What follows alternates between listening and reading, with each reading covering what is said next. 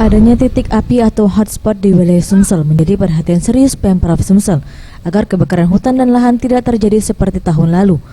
Pemprov Sumsel melakukan koordinasi bersama seluruh struktur pemerintahan termasuk Bupati se-Sumsel untuk menjaga wilayah masing-masing agar tidak terpantau adanya hotspot. Menurut Alex Nurdin, Gubernur Sumsel, yang ditemui usai menghadiri HUT Banyuasin ke-14 mengatakan, instruksi Gubernur kepada kepala daerah untuk segera memerintahkan kepala desa mensosialisasikan dan melakukan pengawasan kepada warga dengan tidak membakar lahan untuk membuka lahan baru. Sanksi pemecatan akan dilakukan bagi kepala desa yang lalai dalam mengawasi wilayahnya. Bupati akan mengirim saudara bukan hanya ke Singapura sekali, mungkin berkali-kali. Dan kalau sampai terbakar, sampai ada rakyat desa terbakar, kadesnya diganti. Bupati itu instruksi dari Gubernur.